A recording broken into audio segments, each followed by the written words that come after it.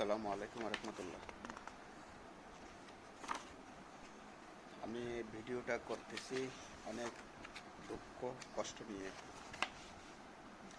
আমার wife documents করছে আজকে 11 মাস। অনেকজনে 11 ভাবতে পারেন মাসের মধ্যে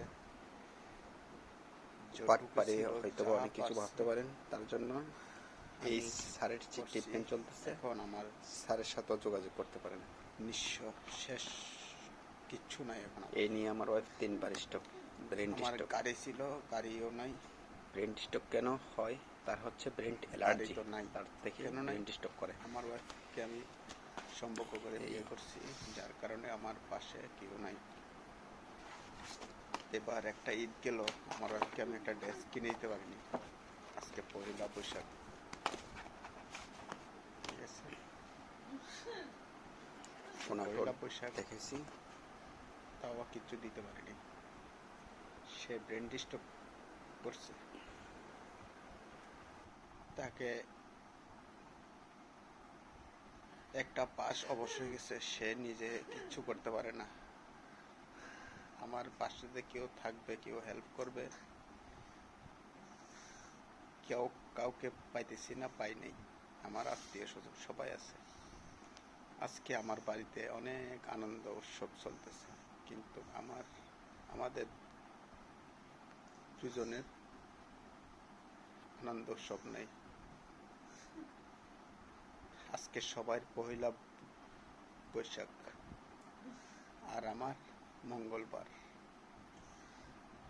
তো আমি অপারক হয়ে ভিডিওটা করলাম। আজকে 1 মাস হয়ে গেল আমার ওয়াইফকে আমি ওষুধও খাওয়াইতে পারতেছি না।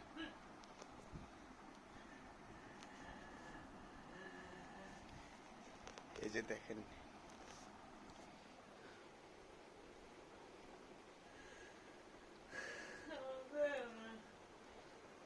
ভাগ্য কত খারাপ হয় মানুষের। কি হইলে মানুষ, দেখেন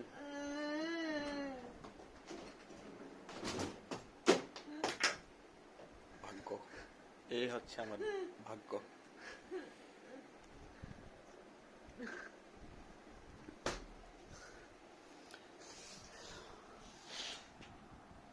যাক,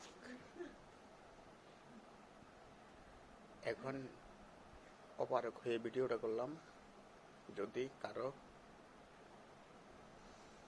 প্রবলেম হয় ভিডিওটা করতে গিয়ে, আমার ফ্যামিলির,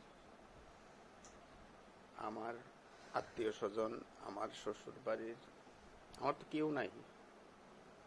আমার বিয়ে করার পরে কেউ নেই আমার। আজকে 11 মাস আমার ওয়াইফকে নিয়ে আমি এই যে অসহায়ের মতো পড়ে আছি। 11 মাসের মধ্যে আমি একটা মাস কোনো উপার্জন করতে পারিনি। কেন করতে পারিনি? তাকে রেখে আমি কোথাও বেরোতে পারি না। সে তো প্যারালাইসিস হয়ে গেছে।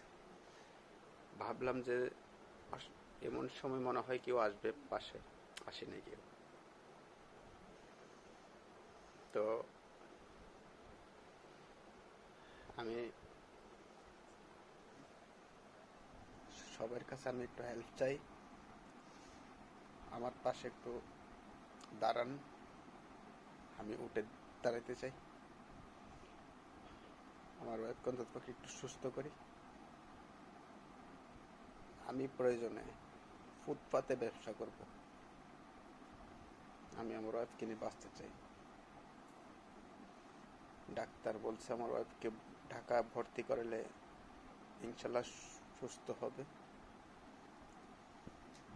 তো আমি এটাও বলি, যদি কারো কোনো কিডনির প্রয়োজন হয়, তাও আমি দিতে প্রস্তুত আমার ওয়াইফের জন্য। আমি আমার ওয়াইফকে আমি সুস্থ করতে চাই।